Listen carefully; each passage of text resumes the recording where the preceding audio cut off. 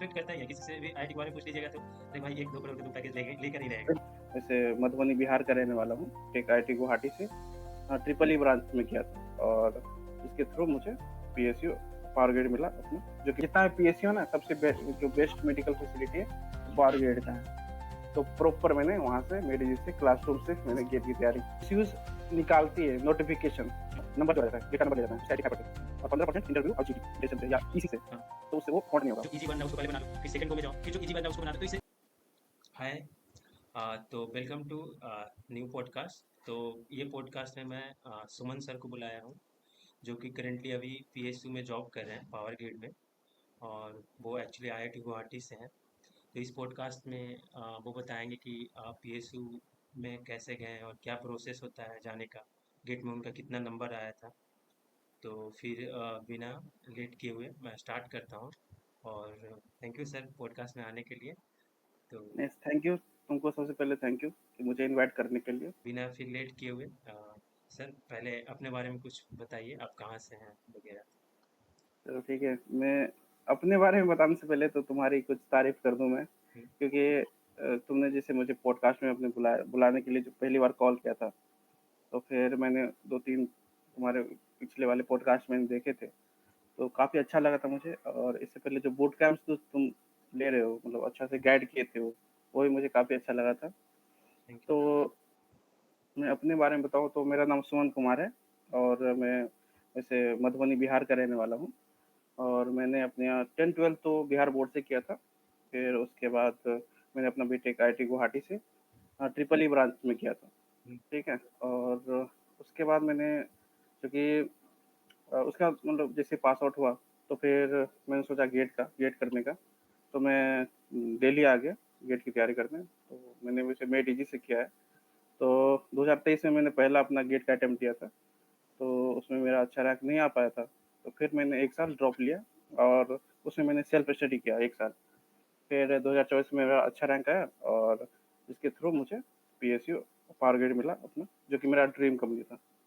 अच्छा, अच्छा लगा भैया कि आप मतलब एक्चुअली 1 साल ड्रॉप लिए और फिर अच्छा मतलब टारगेट किए, तो इस बार 2024 में आपका अच्छा नंबर आया था और फिर आपको पावर ग्रिड आपका ड्रीम कंपनी मिला। बिल्कुल, तो क्योंकि ड्रीम इसलिए क्योंकि जैसे मैं इसके बारे में कंपनी के बारे में जानता था। तो जैसे मैंने पहला ईयर जैसे 2022 में जैसे आया था मेटीजी में, तो मैंने एक अपने रूम में वहाँ रूम में लेके रहता था, तो रूम में मैंने लिख दिया था कि अगर मेरा अच्छा रैंक आता है और अगर कहीं इंटरव्यू लिए सर, मेरा कोई डायरेक्टर इंटरव्यू लेता है, तो मैं पहला अपना पीएसयू बताऊँगा कि मुझे पावर ग्रिड ही चाहिए। उसमें अगर पूछा जाएगा कौन-सा पीएसयू चाहिए आपको, तो पहला मैं यही पावर ग्रिड करके लिखा था, चिपकाया था अपने रूम में, और संजोग से वही मिल गया। हाँ देखिए, मतलब आपका मतलब एक फोकस थे, आप अपने जो भी ड्रीम था लिखे हुए थे रूम पे और मेहनत किए और वो मिल गया, तो क्या एक्साइटमेंट होगा, मतलब अलग लेवल का उस लेवल पे खुशी होगी आपकी। बिल्कुल, बिल्कुल। तो तब बहुत खुश थी। आप एक्चुअली सर ये बीटेक जो आईआईटी गुवाहाटी से किए थे, तो आपका कौन सा बैच था, आप कितने मतलब। मैं 2022 का पास आउट हूँ, तो मैंने जो 2018 में एडमिशन हुआ था मेरा और 22 में कंप्लीट किया मैंने। तो अच्छा लगे भैया, आप आईआईटी गुवाहाटी से होकर भी आप मतलब गेट के प्रति फोकस थे।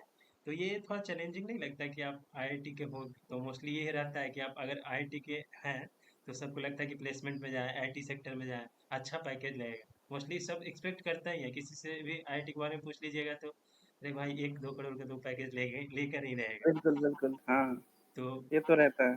तो क्या है मतलब क्या ऐसा था कि आपको मतलब गेट पे ही स्टार्टिंग से ही लगा हुआ था, या मतलब स्टार्ट कैसे किए गेट फिर। एक्चुअली स्टार्टिंग से नहीं था गेट मेरा। मेरा ये था कि जैसे मैं कॉलेज में गया था 2018 में, हम्म। तो मेरा ट्रिपल ई ब्रांच था। हम्म। तो मेरा कुछ फ़ोकस है, मतलब मैं जैसे जितना पढ़ाई करके गया था, हम्म। तो मेरा जो है मैं बिल्कुल ही वो हो गया था, पढ़ाई से डाइवर्ट हो गया था। हम्म। ठीक है? तो पहला ईयर, फर्स्ट ईयर, हम्म। सेकंड ईयर, मतलब पढ़ाई मैंने कॉलेज में किया नहीं बिल्कुल भी। हम्म। ऐसे या तो खाने पे ज़्यादा खाना खाता था, अच्छा। बिरयानी हो गया, हम्म। चिकन बिरयानी ये सब खाता था। इधर-उधर खेल-कूद में ऐसे लगा रहता था, या यूट्यूब पे वेब सीरीज़ कुछ देखने में। हम्म। तो पढ़ाई में मन नहीं मतलब पढ़ाई करता ही नहीं था। तो हम्म। इसकी वज़ह से मेरा सीजीपीए भी लो आ गया, ठीक है? हम्म। और मैंने कुछ कुछ सब्जेक्ट में बैक भी थे। तो फिर मैंने बैक भी क्लियर किया, फिर मुझे पता चला अच्छा अब क्या ऑप्शन है मेरे पास, जैसे 3rd ईयर के बाद, तो उसमें जैसे इंटर्नशिप के लिए भी कंपनी आने लगी थी। तो फिर चूँकि मेरा सीजीपीए लो था, तो उसमें तो हो नहीं सकता था, मैं एलिजिबल ही नहीं था इंटरव्यू देने के लिए, क्योंकि उसमें भी क्राइटेरिया होता है कि 8 सीजीपीए जैसे हुँ, इतना रहना चाहिए। तो फिर वो तो ऑप्शन गया मेरा। तो फिर मैंने सोचा कि चलो प्लेसमेंट अगर प्लेसमेंट की तैयारी करता हूँ, तो उस समय मुझे गेट ऑप्शन मेरे दिमाग में नहीं था गेट। मेरा था कि मैं कोडिंग सीखता हूँ और कोडिंग के लिए अभी से प्रैक्टिस करता हूँ, इंटर्नशिप छोड़ के हुँ, और ये सब करता हूँ। फिर उसके लिए मैंने तैयारी किया था, कोडिंग के लिए सीखा था, बट उतनी फिर मैं मतलब सीपीआई मेरी कम थी, ठीक है? इस हुँ, कारण से मैं प्लेसमेंट के टाइम ज़्यादा कंपनी में एलिजिबल नहीं हो पाया था, ज़्यादा कंपनी के लिए, अच्छी-अच्छी कंपनी के लिए। तो कुछ कंपनी आई थी, ठीक है? कुछ वॉक इन इंटरव्यू के लिए भी आई थी, तो मैंने कुछ 6-7 इंटरव्यू दिए थे, हुँ, बट कुछ कारणवश या तो एक हो सकता है मेरी तैयारी उतनी अच्छी नहीं थी, ठीक है? या तो उस वज़ह से मेरा नहीं हो पाया था। कुछ किसी भी कंपनी में नहीं हो पाया था। हुँ, वो एकदम और मेरे दोस्त लोग का इधर हो रहा था। हुँ, पहले ही दिन काफ़ी लोगों के हो गए, हुँ, ठीक है? हुँ, दूसरे दिन और बाकी जो बचे थे सबके हो गए। हुँ, तो मेरे बैच में हुँ, जैसे 1-2 लोगों को छोड़ के ही सब बाकी सबका हो गया था। हुँ, जो कि रियलिटी आईआईटी में आप जाने के बाद कुछ अच्छा अगर तैयारी करते हो ना, तो अच्छी कंपनी में हो जाता है। तो मैं ही एक तरह से एक्सेप्शन था कि मेरा ही नहीं हुआ था। अच्छा, अब क्या हुआ कि मेरे ऊपर प्रेशर आ गया हुँ, कि सब दोस्त के हो गए, मेरा ही नहीं हुआ। तो लेकिन पापा ने मोटिवेट किया मुझे। पापा ने कहा कि अब एक ऑप्शन है गेट, हुँ, गेट के थ्रू आप पीएसयू में जा सकते हैं। हुँ, ये गवर्नमेंट कंपनी है। हुँ, तो मैंने सोचा ठीक है, बात तो सही है क्योंकि गवर्नमेंट कंपनी का मतलब गवर्नमेंट जॉब का अपना ही वो होता है हुँ, बेनिफिट, हुँ, क्योंकि उसमें जॉब सिक्योरिटी ये सब रहता है। तो मैंने सोचा गेट का हाँ, गेट करने का और चूँकि मैंने जेईई की तैयारी किया ही था, हुँ, जेईई का तो पढ़ने मतलब मेहनत करना मैं जानता था कि कैसे मेहनत करना है। हुँ, तो फिर उसके बाद से ही मैंने गेट का सिलसिला चालू किया, यानी पास आउट होने के बाद ही हाँ, मैंने थोड़ा स्टार्ट मैंने इंजीनियरिंग मैथमेटिक्स से किया था, हुँ, यूट्यूब से कि चलो अब पास आउट होने वाला हूँ अब जैसे कि 2022 अप्रैल-मई अप्रैल-मई से मैंने हल्का-फुल्का देखना चालू किया इंजीनियरिंग मैथमेटिक्स। हुँ, फिर मैंने जैसे मैं जून में पास आउट हुआ, जून में मुझे डिग्री मिल गई थी। उसके बाद से मैंने दिल्ली आकर के एडमिशन लिया। तो प्रॉपर मैंने वहाँ से मेरी जैसे क्लासरूम से मैंने गेट की तैयारी की और फिर अगेन मेरा क्यों अच्छा रैंक नहीं आ पाया उसमें पहला में, तो फिर मैंने उसके बाद पापा बोले ठीक है, एक ऑप्शन और है मतलब अगला फिर मौका है हुँ, सेल्फ स्टडी करने का, हुँ, उससे आप रैंक बेहतर बना सकते हैं। हुँ, तो मैंने फिर से तैयारी सेल्फ स्टडी करके उसमें मैंने प्रैक्टिस बहुत की, मतलब क्वेश्चन प्रैक्टिस बहुत किए। टेस्ट सीरीज़ भी ठीक-ठाक दिए, जिसकी वजह से और रिवीजन तो खूब किया मैंने, जिस वजह से मेरा अच्छा रैंक आ पाया 1340 और इस रैंक पे जो मेरा मुझे इंटरव्यू कॉल के लिए बुलाया गया पावर ग्रिड में और मेरा सिलेक्शन हुआ। हाँ, रियली मतलब इंस्पायरिंग और मोटिवेटिंग स्टोरी है भैया कि मतलब आप आईआईटी गुवाहाटी में थे और उसके बाद फिर स्टार्टिंग में पूरा एंजॉय किए, नहीं कुछ हुआ, फिर लगा कि अब क्या करें, तो उस लेवल पे फिर डिसीजन लेना कि दोस्तों को हो रहा है अब मेरा नहीं हो रहा है, तो अंदर से मतलब अलग लेवल का डिमोटिवेट मोटिवेट हो जाता है पर्सन। फिर भी अपने आप को मोटिवेट रखें। उसके बाद फिर ड्रॉप होने के बाद फिर बोल रहे हैं कि आपके पापा फिर सपोर्ट किए, रियली अच्छा लगा सुन के। और कि जाओ फिर अब ऑप्शन तुम्हारे पास गेट ही है, तो अब आप गेट कीजिए। तो फिर आपने गेट में लगा और उसमें भी फिर एक साल अच्छा नंबर नहीं आया, तो फिर एक साल ड्रॉप लेके आपका 2024 में अच्छा नंबर आया 1300 समथिंग। तो आपका फिर पावर ग्रिड में जो भी रैंक हाँ, 1340 रैंक आया। 1340। और नंबर कितना था भैया? नंबर 41 था। 41। अच्छा। तो और एक इसमें एक चीज़ बताना चाहता हूँ कि इसमें वैकेंसी भी अच्छी खासी आई थी, हम्म, जिस वजह से मेरा हो गया। अच्छा 2024 में वैकेंसी अच्छी खासी थी। वैकेंसी अच्छी खासी आई थी। तो उसमें मतलब होता है ना लगभग कि आप मेहनत कर रहे हो तो लक भी साथ दे देता लक भी साथ देता है। है। हाँ। हाँ। अच्छा अच्छा लगा सर। तो आ, तो मैं ये पूछना चाहूँगा ना कि अभी अगर कोई बंदा है तो वो आईटी सेक्टर ज़्यादा सही रहता है या फिर गवर्नमेंट जॉब जो होता है ना, तो हुँ। अगर कोई अभी first year second year third year में है, तो उसको क्या ट्राई करना चाहिए अगर वो मतलब थर्ड टायर कॉलेज से है या फिर आईटी नाईटी से है, तो प्लेसमेंट का ही सोचता है, तो ज़्यादा सुटेबल कौन रहता है, आईटी सेक्टर या फिर गवर्नमेंट जॉब? नहीं, ये तो सबका अपना-अपना प्रायोरिटी होता है कि हम्म, कोई गवर्नमेंट जॉब में जाता है, हम्म, कोई प्राइवेट सेक्टर में जाता है या हम्म, कोई अपना बिज़नेस करता है। हम्म, तो अगर कोई कॉलेज स्टूडेंट है, हुँ, ठीक है, तो हुँ, वो तो पहले से ही बना ले कि अगर, क्योंकि एक चीज़ हमको ये रियलिटी है कि प्राइवेट सेक्टर में हुँ, गवर्नमेंट के जॉब के कंपेयर में ज़्यादा इनकम होता है, सैलरी ज़्यादा दिया जाता है। जैसे आपने जैसे शुरुआत में कहा 1 करोड़ 2 करोड़ ऐसा हाँ, करके हाँ, मतलब अच्छे खासे पैकेज लगते पैकेज हैं मिलते हैं। प्राइवेट जॉब में। हुँ, हाँ, वही गवर्नमेंट जॉब में कम है, लेकिन गवर्नमेंट जॉब किसी और मायने में अच्छे है, जैसे उसमें जॉब सिक्योरिटी आपका रहता है, गवर्नमेंट फैसिलिटी अच्छा रहता है, मेडिकल फैसिलिटी ये सब आ जाता है, अलाउंसेस भी आ जाते हैं, जैसे पीएसयू में मैं हूँ, तो इसमें अलाउंसेस भी अच्छे खासे हैं। जैसे आपको मेडिकल अलाउंस तो होता ही है, प्लस में लैपटॉप के लिए पैसा मिलता है आपको अलग से, फिर यूनिफ़ॉर्म के लिए अलग से पैसा मिलता है, फिर आपका मोबाइल के लिए, रिचार्ज के लिए, ये सब पैसा मिलता है। तो अलाउंसेस के मामले में गवर्नमेंट जॉब अच्छा है, हुँ, बाकी प्राइवेट में तो मैंने बता दिया कि उसमें पैकेज अच्छा अच्छा खासा पैकेज मिलता अच्छा है। रहता है। हुँ, अच्छा ये तो बोले हुँ, हुँ, तो जिसको बोल जो अच्छा लगता है वो उस डायरेक्शन में तैयारी करे। अरे! तो आप ये बोल रहे हैं कि गवर्नमेंट जॉब में मतलब आपको ये जॉब सिक्योरिटी वगैरह मिलता है, फिर अलाउंसेस वगैरह जैसे आपको मिलता है, तो और फिर आईटी सेक्टर में पैसा है, अगर आपको जिधर जाना है आप जा सकते हैं, यही मतलब है मेन इम्पोर्टेंट। और तो अभी जैसे आप पीएसयू में जॉब करें तो अभी आप एक्चुअली अभी हैं कहाँ पे आप पोस्टेड आपका आपका पोस्टिंग? मेरा मैं एग्ज़ैक्ट पोस्ट मैं जयपुर के पास में हूँ, ठीक है? अच्छा, जयपुर राजस्थान में। राजस्थान में आप हैं।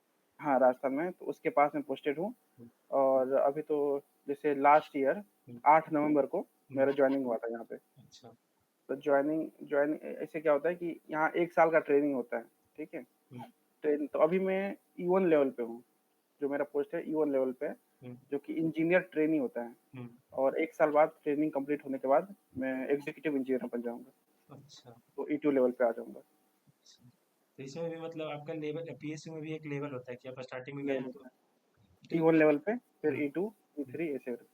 अच्छा सर ये मैं पूछना चाहूँगा ना कि जैसे अगर पीएसयू में आता है तो इसका क्या प्रोसेस होता है कि आपका अगर गेट में नंबर आ गया तो क्या आप कैसे कैसे मतलब प्रोसेस जैसे मोस्टली अभी गेट में अच्छा अच्छा नंबर ले आया बंदा ट्रिपल ई से तो क्या हुँ, प्रोसेस किए थे एक्चुअली क्या क्या लगा था हुँ। या फिर कैसे स्टार्ट किए थे? ठीक है, तो ये जैसे नंबर आपका जैसे गेट में आ जाता है, हुँ, स्कोर कार्ड आ जाता है आपका, हुँ, तो आपको अपना रैंक पता है, हुँ, मार्क्स भी पता है, हुँ, तो अब क्या करते हैं कि पीएसयूज़ निकालती है नोटिफ़िकेशन हुँ, कि हम गेट इतना 2000 मतलब इस ईयर गेट से हुँ, हम इतने लोगों को ले रहे हैं, हुँ, इस ब्रांच से, हुँ, जैसे मेरा इलेक्ट्रिकल था तो इलेक्ट्रिकल ब्रांच, हुँ, मैकेनिकल, हुँ, सीएस हुँ, हो गया या और भी सिविल डिपार्टमेंट इस सब से हम ले रहे हैं या इतना-इतना वैकेंसी लिखा रहता है, हुँ, ठीक है? हुँ, तो उसमें अप्लाई करने के लिए रहता है, हुँ, दिया रहता है। तो उसपे और डेट भी रहता है, कब से कब के बीच अप्लाई करना रहता है। तो हुँ, अप्लाई करते हैं हुँ, और अगर उसमें मतलब आपका अच्छा रैंक होता है, अच्छे हुँ, मार्क्स होते हैं, हुँ, तो आप शॉर्टलिस्ट हो जाते हैं हुँ, इंटरव्यू के लिए, हुँ, ठीक है? उसी उसी वेबसाइट पे पता चल जाता है, हुँ, उस कंपनी के वेबसाइट से। तो फिर आप जैसे शॉर्टलिस्ट होते हैं, तो इसमें क्या होता है वेटेज जैसे पावर ग्रिड का है ऐसा हुँ, सिस्टम कि इसमें जो 85% है, वो गेट का नंबर जोड़ा जाता है, गेट का नंबर लिया जाता है, उसका हुँ, 85% हुँ। और 15% इंटरव्यू और जीटी, जीटी प्लस इंटरव्यू। अच्छा तो 85% गेट का नंबर और 15% इंटरव्यू और जीडी में जो नंबर आया उसके बाद हाँ, आप लोग उसको शॉर्टलिस्ट मिला के हाँ फाइनल मेरिट लिस्ट तैयार होता है। अच्छा तो आपका जैसे मान लेते हैं जीडी भी हो गया, ग्रुप डिस्कशन हुआ, हुँ, कोई जीटी भी कराता है, ग्रुप टास्क भी कराता है हुँ, और फिर उसके बाद इंटरव्यू, तीनों एक ही दिन होता है। हुँ, तीनों प्रोसेस हुँ, जैसे कंपनी बुलाई, हुँ, उस दिन ग्रुप डिस्कशन हुआ, हुँ, फिर आपका डिस्कशन हुआ, हुँ, फिर इंटरव्यू हुआ, हुँ, ठीक है? हुँ, अब ये हो जाने के बाद हुँ, आप फिर घर चले जाते हैं वापस। हुँ, तो उसके बाद से कुछ दिन में ये जो आपका मार्क्स है 85% प्लस 15% वाला क्राइटेरिया बिठा हुँ, के हुँ, मेरिट लिस्ट निकाला जाता है हुँ, और उसी में पता चलता है आपका सिलेक्शन हुआ है कि नहीं हुआ है। और उसमें ये सबसे अच्छी बात है ना कि वेटिंग लिस्ट भी रहता है इसमें, वेटिंग लिस्ट। और अच्छा मान लेते हैं किसी का जॉइन करने का मतलब नहीं मतलब मन नहीं है मन कंपनी नहीं में, हाँ मन नहीं है और आपका वेटिंग लिस्ट भी रहता है उसमें, हुँ, तो उसके थ्रू भी धीरे-धीरे अगर वो वेट लिस्ट क्लियर होने के बाद आप फिर से सेलेक्ट हो सकते हैं।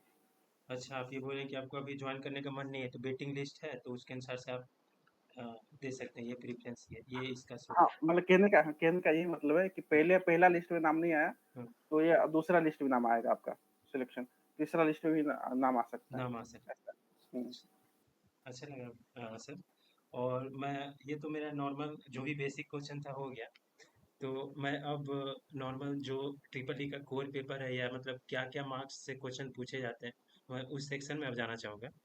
कि जैसे सर मैं ये पूछ रहा हूँ कि ट्रिपल ई तो उतना मतलब टफ माना जाता है, अगर ट्रिपल ई से आप टफ माना ही जाता है स्टार्टिंग में ही, हुँ। और 30 से ऊपर नंबर लाना मतलब सच में अनएक्सपेक्टेड होता है कि आप 30 नंबर आ गए और 30 से ऊपर लाना तो मतलब बहुत सारा सेक्शन उसमें होता है कि कुछ टफ होता है, तो मैं सब सेक्शन वाइज ठीक है सर। हुँ। मैं ये पूछना चाहूँगा कि ट्रिपल ई जो गेट का पेपर होता है वो आप 3 पेपर दे सकते हैं। पहला होता है कि इंस्ट्रूमेंटेशन का अलग पेपर होता है, हुँ। इलेक्ट्रॉनिक एंड कम्युनिकेशन का अलग पेपर होता है, और इलेक्ट्रिकल इंजीनियरिंग का अलग पेपर होता है।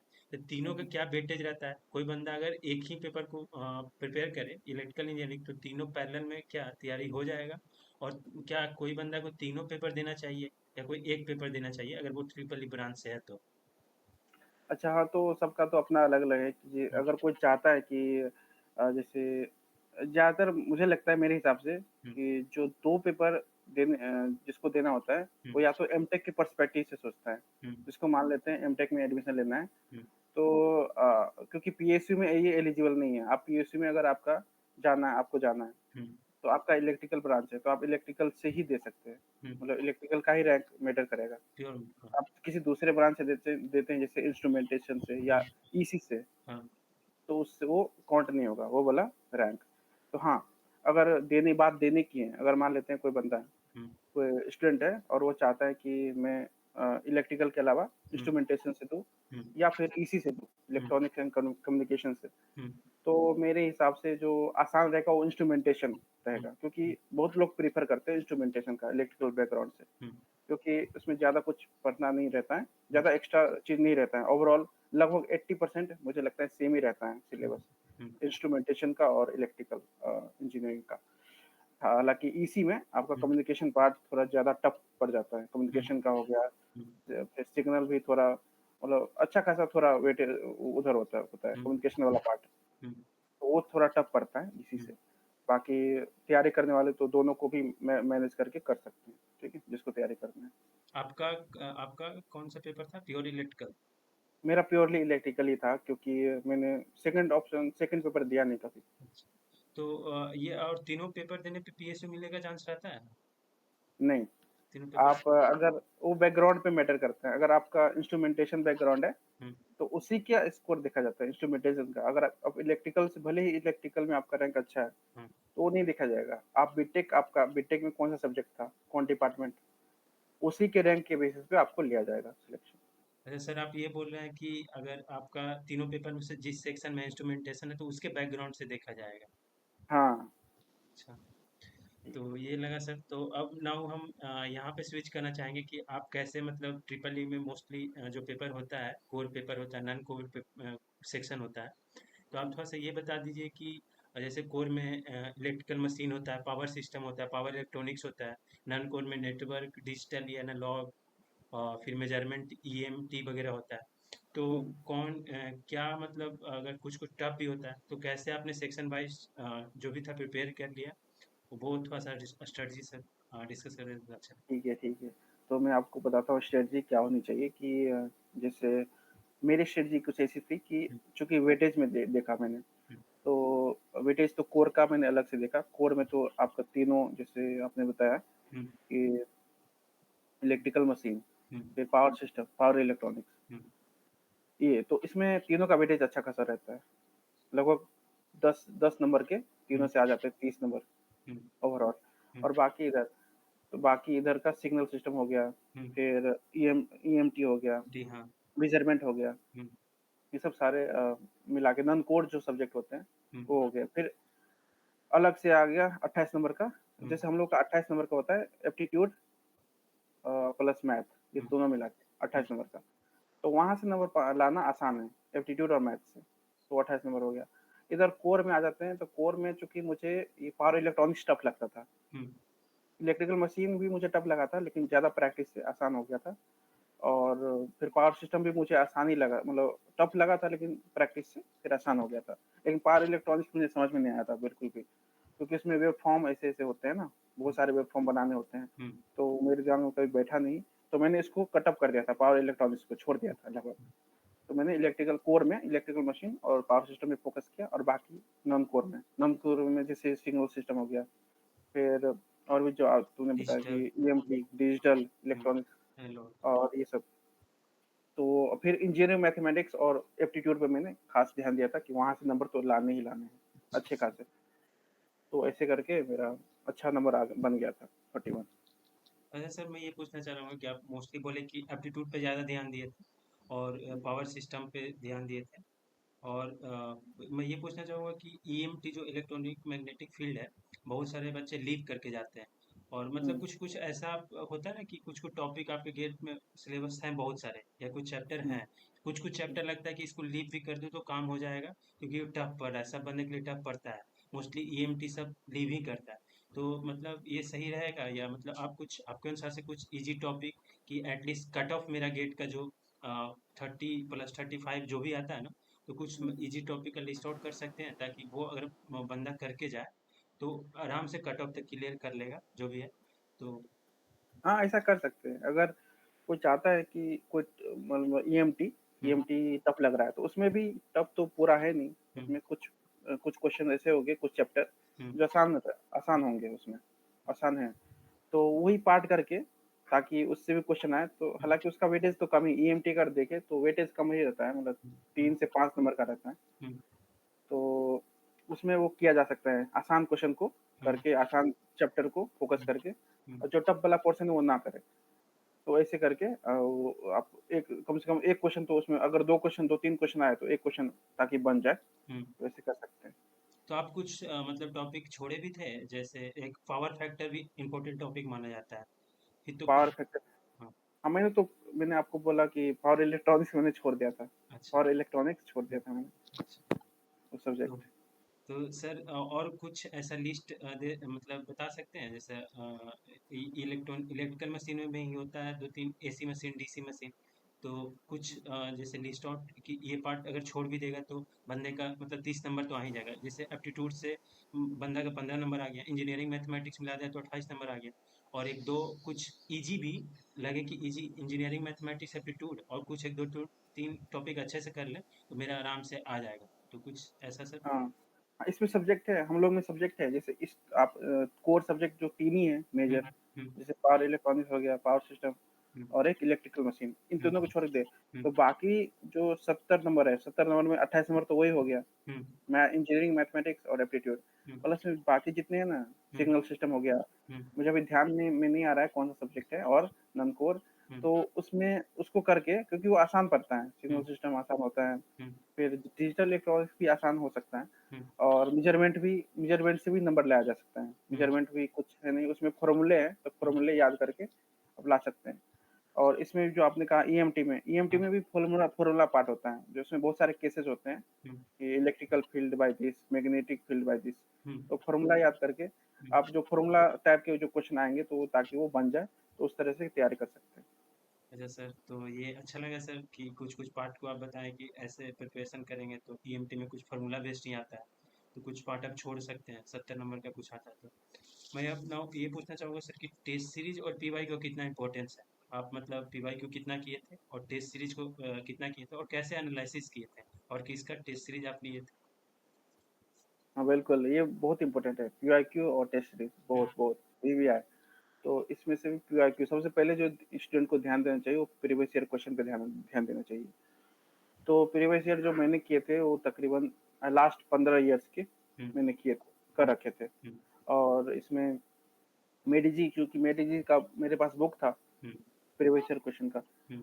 तो हालाँकि वो तो 38 ईयर्स का था, बट मैंने लास्ट जो फ़ोकस किया था, लास्ट 15 ईयर्स तक का किया था कि मुझे आने ही चाहिए। तो हम्म। मैंने करीबन 2 बार तो एटलीस्ट 2 बार मैंने उसको कवर किया था।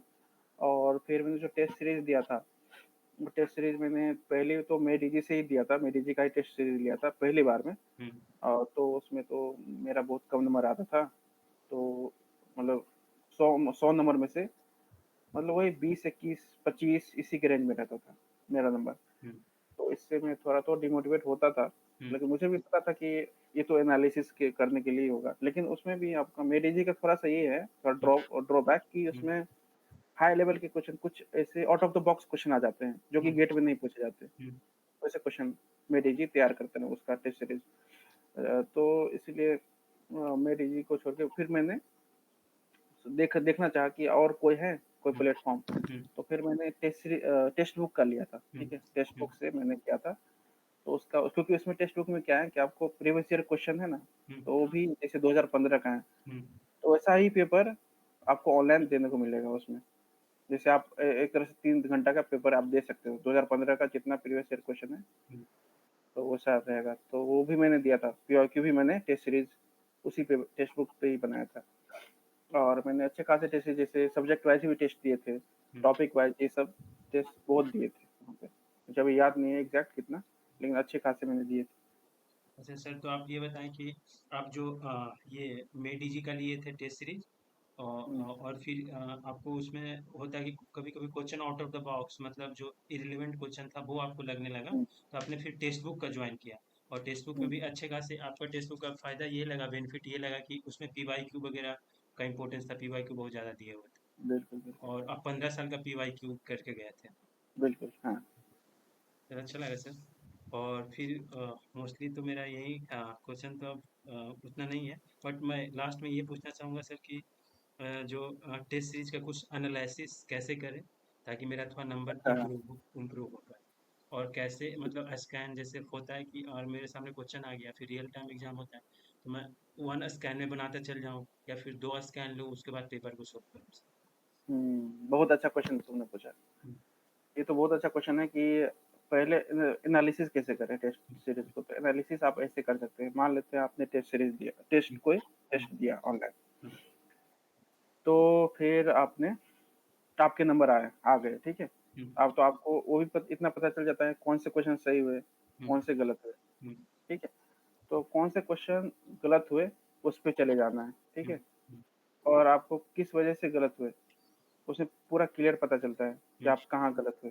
हम्म, क्योंकि या तो आपने फ़ॉर्मूला आपको याद था, हम्म, आपने कैलकुलेशन मिस्टेक कर दिया, हम्म, वो पता चल जाता है कि अच्छा मैं यहाँ पे इस जगह पे कैलकुलेशन कौन-सा क्या रॉन्ग कर रहा हूँ। हम्म, ये पता चलता कोई नया कांसेप्ट है, वही पता चल जाता है कि हम्म, अच्छा ये चीज़ मैंने पढ़ी नहीं है, लेकिन ये कौन से टॉपिक से है जो मैंने हम्म, मतलब मेरा छूट गया। हम्म, ऐसा तो नहीं कि मैंने टॉपिक कवर कर लिए हैं और उस टॉपिक से आया, मुझे पता ही नहीं चला कि इस टॉपिक से है क्वेश्चन। हम्म, तो सब चीज़ें पता चल जाती है। हम्म, तो एनालिसिस से यही होता है, यही पता फ़ायदा होता है कि आपको पता चल जाता है आप गलत कहाँ पे कर रहे हैं, ठीक है? और एनालिसिस के बाद आप वो चीज़ें मिस्टेक नहीं करते अगले टेस्ट में। तो इससे क्या होता है नंबर भी आपका इम्प्रूव हो जाता है। तो अपने आपको लगता है मोटिवेट भी आप होते हो कि नंबर जैसे आपका बढ़ रहा है, हम्म, तो आप भी मोटिवेट होते हो। तो एनालिसिस बहुत बहुत इम्पोर्टेंट है और ऐसे ही करना चाहिए। एनालिसिस पे तो टाइम देना ही चाहिए। जैसे 3 घंटे का होता है, हम्म, तो कम से कम 1 से डेढ़ घंटा एनालिसिस पे देना चाहिए। कौन से क्वेश्चन गलत हुए उस पे देना चाहिए। प्लस में अब मैं कैसे अटेम्प्ट करना है, ये बहुत इम्पोर्टेंट है। ये मैंने खुद अपने ऊपर ट्राई किया था हम्म, कि आखिर मैं 2-3 मतलब ट्राई किया था चीज़ें तरीका कि इस तरीके से मैं टेस्ट सीरीज़ को अटेम्प्ट करूँगा कि हम्म, पहले एक ही गो में हम्म, मैं बनाऊँगा। तो एक ही गो में बनाने से थोड़ा ये डिसएडवांटेज हो जाता है टाइम मैनेजमेंट का, ठीक है? आप जैसे बना रहे हो कोई क्वेश्चन, पहला क्वेश्चन बन गया, दूसरा, तीसरा, चौथा, 5वाँ क्वेश्चन नहीं बना। तो उसको नहीं बना तो उसमें तो आपने टाइम दे दिया, फिर नहीं बना, तो वो टाइम जो है ना वो लैप्स हो जाता है धीरे-धीरे। तो इस तरह से लास्ट क्वेश्चन तक आते-आते आप आ ही नहीं पाते हो लास्ट क्वेश्चन। लास्ट के 5-6 क्वेश्चन छूट जाते हैं, वन गो में आप चाहते हो तो। तो वन गो में अब पता चला बाद में कि वो 4-5 क्वेश्चन में से 3 क्वेश्चन आसान थे लास्ट के, हम्म, तो नुकसान हो जाता है नंबर का। तो फिर मैंने वन गो में डिसएडवांटेज है, 2 गो 3 गो में अच्छा है, 2 सेकंड गो 3 गो में। तो मैं हमेशा ये देखता था कि एक बार तो मुझे ऐसे करके जाना है बनाने में कि मैं आसान-आसान क्वेश्चन को क्योंकि पता चल जाता है, आप पढ़े रहेंगे ना तो आसान पता चल जाता है कि कौन-सा क्वेश्चन आसान होगा। अच्छा, अच्छा और जो पढ़ने में ही 2 3-4 लाइन का है, उसको हटा ही दो आप, उसको उसमें नहीं करता था वन गो में।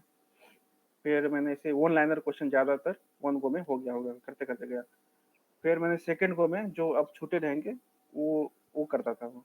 तो इससे मुझे जब मैंने ये ऐसा किया तो मेरे मार्क्स बढ़ने लगे। मतलब मुझे लगा कि मुझसे मार्क्स तो बढ़ रहे हैं मेरे। तो इसी ये बेस्ट तरीका है मेरे हिसाब से कि सेकंड गो, 3 गो मल्टीपल गो में जाना चाहिए, बनाना चाहिए, ठीक है? 1 गो में ईज़ी क्वेश्चन, सेकंड गो में मीडियम बाकी जो अगर टफ है, थर्ड गो में जो टफ क्वेश्चन बच गया, उसमें जाना चाहिए। तो आपके मार्क्स अच्छे खासे होंगे। और समय का यूटिलाइज़ भी अच्छा होगा, टाइम मैनेजमेंट। अच्छा सर, आप बता रहे हैं कि अगर जैसे टेस्ट सीरीज का तो एनालिसिस, अगर टेस्ट सीरीज दिया तो एक से देगा, तो टेस्ट सीरीज के एनालिसिस में दो। और सेकंड ये बताएं कि कैसे मतलब अटेम्प्ट करें। तो आप बोलें कि वन गो में जाओ, जो इजी बन रहा है उसको पहले बना लो, फिर सेकंड गो में जाओ, फिर जो इजी बन रहा है उसको बना दो। तो इससे नंबर बढ़ते जाएंगे और साथ में कॉन्फिडेंस भी बढ़ता जाएगा कि बनता गया कि बनता गया। तो थर्ड गो में आपका टफ भी क्वेश्चन रहेगा, तो कॉन्फिडेंस थोड़ा सा रहता है, तो फिर लगता है कि इतना कॉन्फिडेंस है ही, कुछ मतलब बन ही जाता है मोस्टली। तो आप बोल रहे हैं कि हाँ, गो वाइज में जाओ, सेक्शन वाइज, जो फर्स्ट गो सेकंड। बिल्कुल, अच्छा लगा सर। बिल्कुल। तो अभी आप पावर ग्रिड में हैं सर, तो मैं ये बोलना चाहूँगा कि पूछना चाहूँगा कि सबसे पहले उसका अगर बेसिक सैलरी कुछ होगा तो वो बता सकते हैं। फिर सेकंड कि आपको क्या वहाँ सुविधा मिल रहा है, ये बता सकते हैं। और बता सकते हैं कि वहाँ का कैसा वर्क स्पेस है, मतलब कैसा रहन सहन जो भी है ना, स्टैंडर्ड ऑफ लिविंग। तो वो थोड़ा सा अगर शेयर कर देते तो अच्छा लगता सर। अच्छा है, बहुत अच्छा है, मतलब पावर ग्रिड में हम्म। अभी तो अंडर ट्रेनिंग है, ट्रेनिंग में बहुत अच्छी खासी फैसिलिटी है यहाँ। जैसे अभी जैसे मैं दौसा में हूँ, तो बता ही दिया मैं दौसा में हूँ राजस्थान में, तो यहाँ पे रहने का, तो रहने के लिए हम लोग को होटल मिला है। हम्म। ठीक है, तो होटल में जैसे एक तरह से 4 स्टार होटल है ये, हम्म। उसमें आप रह सकते हो 4 स्टार हम्म। होटल में हम्म। पूरा। तो सब कुछ फैसिलिटी अच्छा है, रहने का, खाने का फैसिलिटी बढ़िया है। हम्म। और इसमें अलाउंसेस भी मिलते हैं। हम्म। जैसे आपने सैलरी क्या बताया, तो सैलरी तो मैं डिस्क्लोज नहीं करूँगा। हम्म। हाँ, बेसिक पे बता दूंगा हम्म। कि जैसे E1 लेवल पे 40,000 बेसिक रहता है, हम्म। बेसिक। और उसका अलाउंसेस में जैसे लैपटॉप अलाउंस होता है, हम्म। फिर यूनिफॉर्म अलाउंस, हम्म। फिर मोबाइल अलाउंस। तो लैपटॉप के लिए लगभग 1,06,000 ऐसे करके मिलता है। हम्म। मोबाइल के लिए 50,000 प्लस मिलता है। यूनिफॉर्म के लिए भी 60,000 पर अलग ईयर से मिलता ऐसे करके। तो अलाउंसेस बहुत अच्छे खासे हैं इसमें है। पावर ग्रिड में। अब हर एक पीएसयू में लगभग ऐसे ही मिलता है। हम्म। और फिर इसीलिए मुझे ये बहुत अच्छा लगा। हम्म। इसका जो बेस्ट पार्ट है, हम्म। बेस्ट पार्ट ये मेडिकल फैसिलिटी। मेडिकल फैसिलिटी ना अनलिमिटेड अनलिमिटेड लगभग मिलता है मेडिकल, और सबसे बेस्ट है अच्छा। बाकी पीएसयू से, सबसे बेस्ट। अभी बोल रहे हैं कि पीएसयू का सबसे ज़्यादा मेरे को जो अच्छा क्वालिटी लगा वो मेडिकल का लगा, क्योंकि बिल्कुल, मेडिकल में अनलिमिटेड है, बाकी अदर बिल्कुल। और कुछ। अपने पेरेंट्स के लिए है, अच्छा, सबसे पेरेंट्स अच्छा के लिए। पेरेंट्स के लिए भी है। हाँ, अच्छा, सही है कि आपको पीएसयू में मिलने के बाद। और मैं ये भी सुना हूँ कि आपको एक पर्सनल शायद कार या फिर कुछ दिया जाता है, पर्सनल एक गाड़ी भी दिया जाती है। पर्सनल गाड़ी तो नहीं खास करके, लेकिन हाँ, पावर ग्रिड की गाड़ी रहती है, भारत सरकार की गाड़ी रहती है। हम्म। जो पर्सनल तो नहीं रहता, लेकिन हाँ, मतलब आपको अलॉट कर दिया जाता है टीम में। जैसे मेरा एक टीम है हम्म। 6 लोगों का, तो हम्म। उसके उसके लिए अलॉट किया जाता है। जी। अच्छा, फिर आपके पास वहीं आती होगी, आपके साथ टीम में वहीं जाती हाँ, है। बिल्कुल, उस वही गाड़ी से हम लोग साइड पे जाते हैं। सर इसमें मतलब कैसा रहता है माहौल की, जैसे आपको छुट्टी वगैरह भी मिलता है, या फिर एक सप्ताह का काम है या एक महीने का काम है, या फिर मतलब कैसा वो जो वर्क फ्लो रहता है कैसा रहता है। हाँ, तो छुट्टी तो ऐसे है कि अभी ना 6 डे वर्किंग है यहाँ पे। हम्म। आपको 6 दिन जाना पड़ता है, या तो ऑफिस जाइए हम्म। या नहीं तो साइट पे जाइए जहाँ पे काम चल रहा है। हम्म। तो हम लोगों का काम मतलब देखना रहता है, मतलब एग्जीक्यूटिव लेवल पे हम लोग, तो हम्म। हम लोग का काम रहता है ये काम प्रॉपर हो रहा है कि नहीं। हम्म। ठीक है। और प्लस में छुट्टी का बात करें तो छुट्टी हम लोग को अच्छा मतलब ठीक-ठाक मिलता है। जैसे गवर्नमेंट जॉब है, सारा फैसिलिटी ना गवर्नमेंट की तरह होता है, जैसे जॉब सिक्योरिटी हो गया, छुट्टी भी हुई। तो अभी अभी ट्रेनिंग में 7 मतलब लगभग मिला के 7 सीएल मिलता है हम लोग को। और ट्रेनिंग कंप्लीट होने के बाद यही शायद 12 हो जाता है। फिर सिक लीव भी मिलता है, एचपीएल मिलता है, बहुत सारा छुट्टी है। ठीक है, टोटल मिला के अच्छा खासा हो जाता तो अभी आपका ट्रेनिंग पीरियड में कितना है। अभी ट्रेनिंग पीरियड है, कितना कितना टाइम का रहता है सर ट्रेनिंग पीरियड। 1 साल का रहता है। एक साल। हम्म। तो अच्छा लगा सर जो भी बताएं। और सच में आपका जो स्टोरी था सर स्टार्टिंग से कि आप आईआईटी गुवाहाटी होके, मतलब सच में इंस्पायरिंग स्टोरी था। और रियली हुँ, मेरे को आपसे बात करके भी बहुत अच्छा लगा। आप मतलब नॉर्मल क्या फ्लो में जो बात कर रहे थे सर, मतलब अच्छा लगा और रियली मोटिवेटिंग है। तो थैंक यू। पहले तो तुमको बहुत-बहुत थैंक यू, ठीक है, जो तुमने मुझे यहाँ पे बुलाया अपने पॉडकास्ट में। और तुम भी अच्छा अच्छा काम कर रहे हो, जो गाइड कर रहे हो, है ना, अपने पॉडकास्ट के थ्रू, या जो तुमने बूट कैंप्स किए थे, वो भी मुझे अच्छा लगा। ठीक है। Thank you sir. तो मैं इसी के साथ अब ये पॉडकास्ट ख़त्म करना चाहूँगा। और फिर आगे हुँ, अगर कुछ आपको इस तरीके का पॉडकास्ट चाहिए, आइदर गवर्नमेंट रिलेटेड या गेट या प्लेसमेंट रिलेटेड, तो आप कमेंट में ड्रॉप कर सकते हैं। और मैं अगेन थैंक यू करना चाहूँगा सुमन सर को। और फिर ठीक है। Most welcome.